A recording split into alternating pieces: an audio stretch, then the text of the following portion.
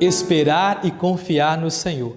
A liturgia do 33º domingo do tempo comum apresenta fundamentalmente um convite à esperança. Convida-nos a confiar em Deus libertador, Senhor da história, que tem um projeto de vida definitiva para o ser humano. A primeira leitura do livro de Daniel anuncia aos fiéis perseguidos e desanimados a chegada iminente do tempo da intervenção libertadora de Deus para salvar o povo fiel. É esta esperança que deve sustentar os justos, chamados a permanecerem fiéis a Deus. Apesar da perseguição e da prova, a sua constância e fidelidade serão recompensadas com a vida eterna. Essa intervenção iminente de Deus não atingirá, na perspectiva do nosso autor, somente aqueles que ainda caminham na história, mas Deus irá também ressuscitar os que já morreram, a fim de lhes dar o prêmio pela sua vida de fidelidade, ou o castigo pelas maldades que praticaram. Em concreto, o autor está falando daquilo que costumamos chamar o fim do mundo.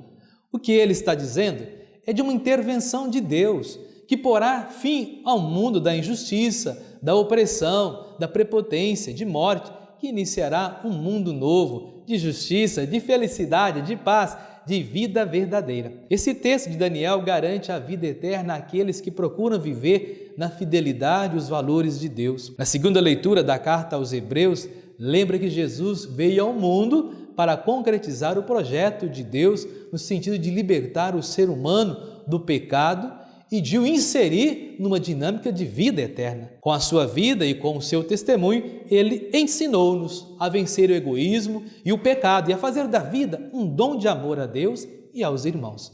Esse é o caminho do mundo novo, da vida definitiva. O autor da carta aos Hebreus exorta os cristãos a viverem na fidelidade aos compromissos que assumiram com Cristo no dia do seu batismo. Quem, apesar das dificuldades, percorre o mesmo caminho de Cristo, está destinado a viver para sempre em comunhão com Deus na glória eterna. O Evangelho de Marcos, desse domingo, nos situa em Jerusalém, pouco antes da paixão e morte de Jesus. É o terceiro dia da estadia de Jesus em Jerusalém, o dia dos ensinamentos e das polêmicas mais radicais com os líderes judaicos.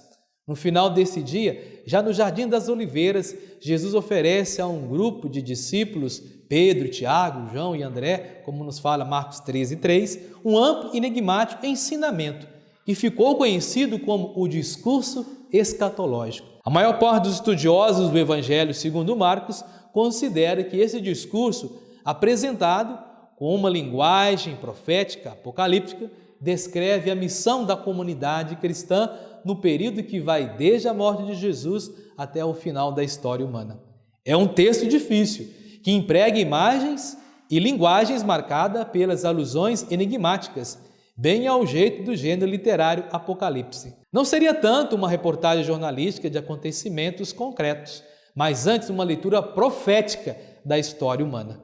Seu objetivo seria dar aos discípulos indicações acerca da atitude a tomar frente às vicissitudes que marcarão a caminhada histórica da comunidade, até o momento em que Jesus vier para instaurar em definitivo o novo céu e a nova terra. Aos discípulos que interrogam Jesus acerca de quando esses fatos irão acontecer, ele responde que o mais importante é confiar. Convida seus discípulos a observar a natureza, os ramos novos da figueira, como um agricultor espera a nova estação. Da mesma forma, a comunidade cristã deve esperar pelos sinais de novos tempos, do anúncio da libertação, o tempo de Deus agir. Certos da vinda do Senhor e atentos aos sinais dos tempos, os cristãos aguardam de coração aberto para acolhê-la. Quando se manifestar, não há data marcada para esta vinda, mas a comunidade acredita nas palavras e nos ensinamentos de Jesus. Ele é o Senhor que conduz a história.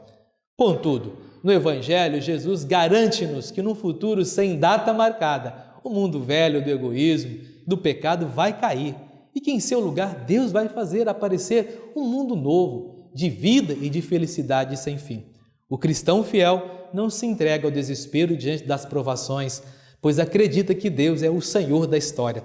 Enquanto caminha neste mundo, os discípulos de Jesus não cruzam os braços, mas se envolvem ativamente na construção do reino, na construção da civilização do amor. Que Jesus, no seu regresso, possa encontrar uma comunidade vigilante e atuante, que traduz em ações o que sua palavra propõe. Convido a todos a compartilhar essa homilia com seus amigos e amigas nas redes sociais. Vamos juntos evangelizar. Inscreva-se em nossas redes sociais, ative o sininho de notificações, comente, compartilhe. Sejamos homens e mulheres do bem, comprometidos com o Evangelho de nosso Senhor Jesus Cristo. E que Deus nos fortaleça e nos abençoe sempre. Ele que é Pai, Filho e Espírito Santo. Amém.